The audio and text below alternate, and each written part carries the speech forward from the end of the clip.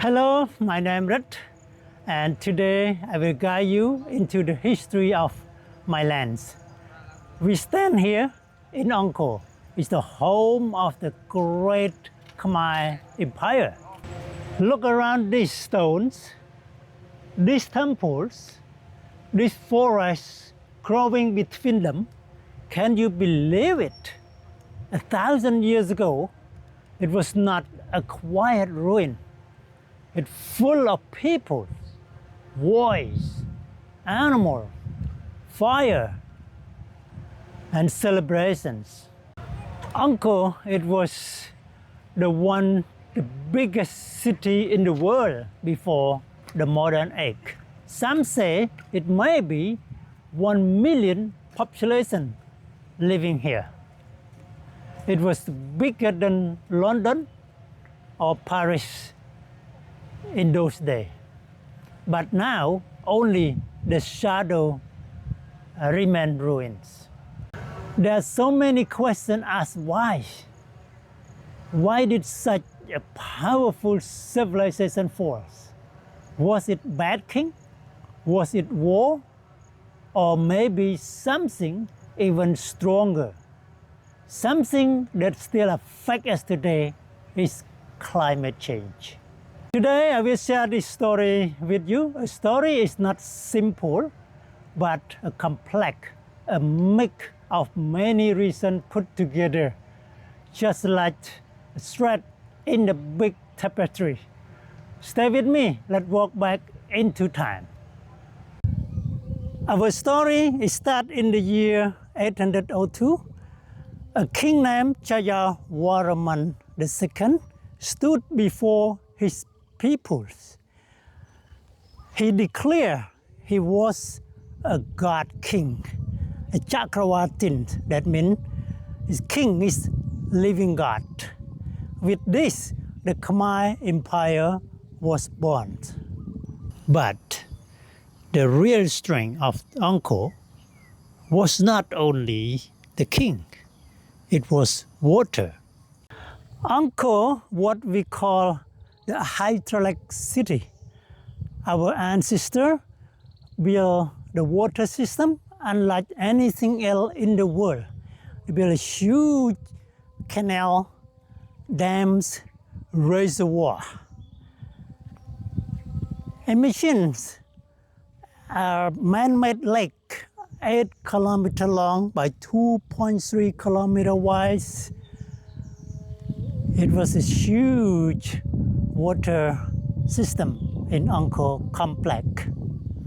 This water system, it did more than provide a drinking water. It stopped the flood during the monsoon and keep the rice field wet during the dry months. Rice is life. It was food for millions. But it was also about the power and belief. Water carried the secret meaning. The king, by controlling water, so he could control the order of the world. Building this giant project told the people, your king is strong. Your king protects you. For centuries, these systems kept Angkor alive. Farmers grew rice not just once, but sometimes twice a year. With this, the city grew. The temple rose to the skies. Angkor Wat, beyond top rooms, internal symbol of both devotion and power. At its height, Angkor was shining, full of life, and respect all across Southeast Asia. For a long time, people believed the Angkor fell because of weak king. Some blame the great king Jayavarman II, a great builder. He spent too much leaving the empire poor. Others blamed the invasion of the new enemies like the Thai kingdoms. Others point to the change in religion from Hinduism to Theravada Buddhism, which reduced the king's absolute power.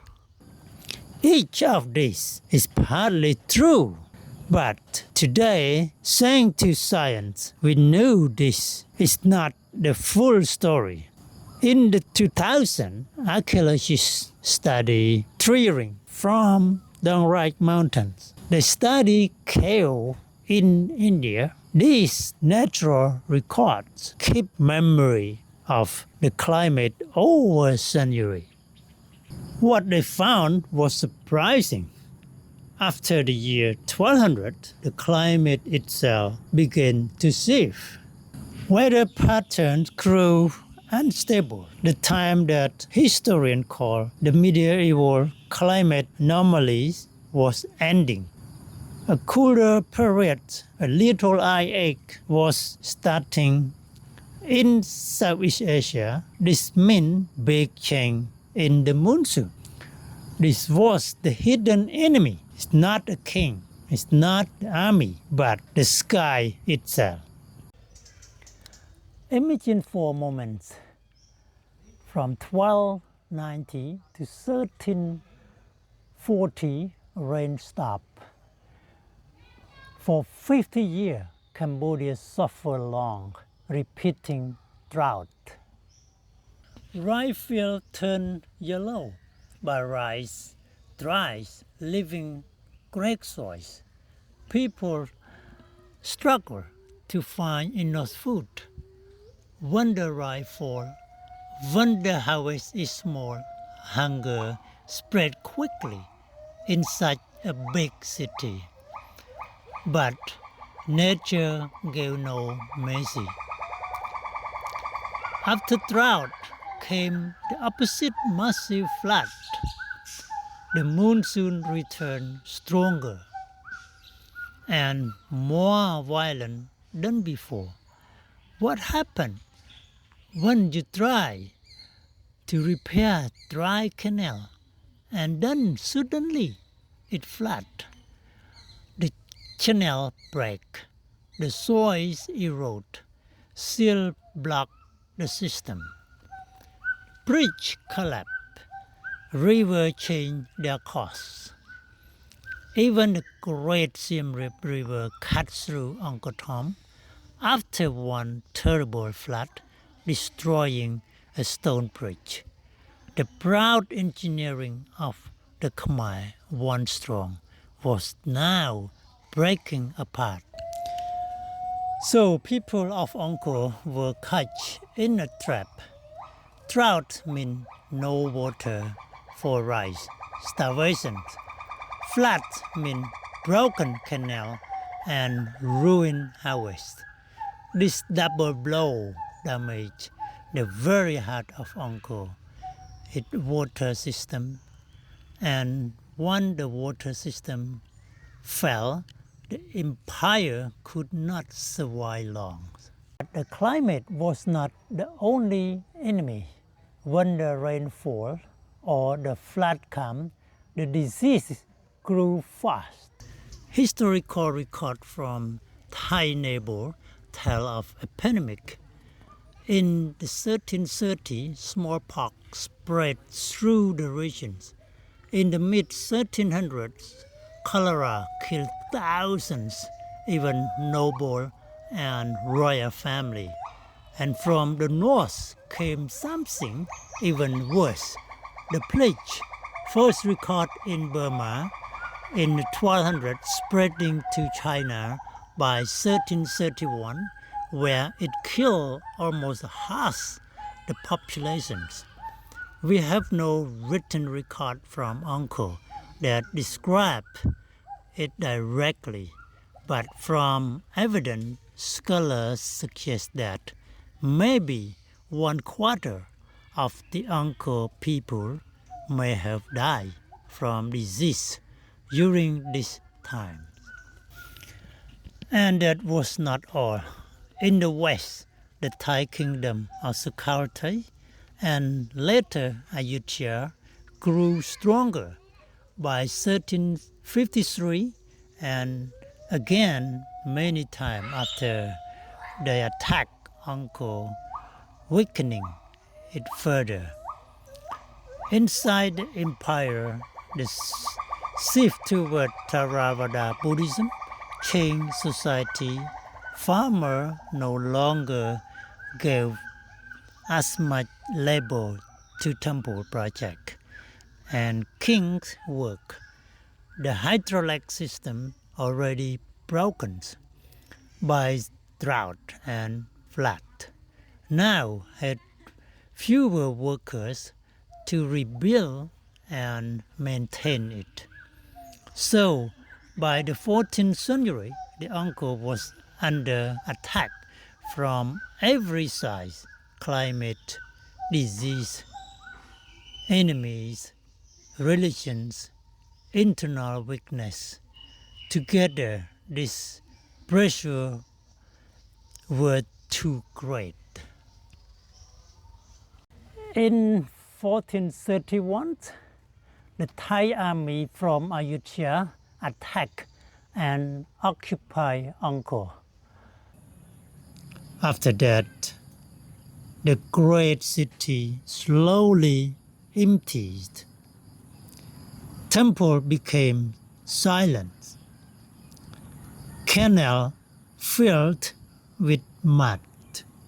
The jungle began to grow. But this was not the end of the Khmer people. Our ancestors did not disappear. They moved south and east toward the Mekong Delta and Phnom Penh, discussing on trade and new center of power. So why remember this history today? Because the fall of Angkor is not only about the king and the war. It is about something even greater, the relationship between people and nature. Angkor teaches us two lessons. First, even the most powerful civilization can collapse if they do not prepare for a big climate change. Second, humans can adapt. Though the empire declines, the Khmer people continues survive and rebuild in new way. Today, as we face on global climate change again, Angkor speaks to us across the century. It warns us do not ignore the nature. But it also inspires us. There is always a way to adapt, to change, to survive. Angkor is not just only the ancient stones, but the living memories, a voice of our ancestors still speaking, still teaching. When you see this temple, you walk through this ruin, do not see only the fall. See also the strength and the intelligence and the resilience of the Khmer people.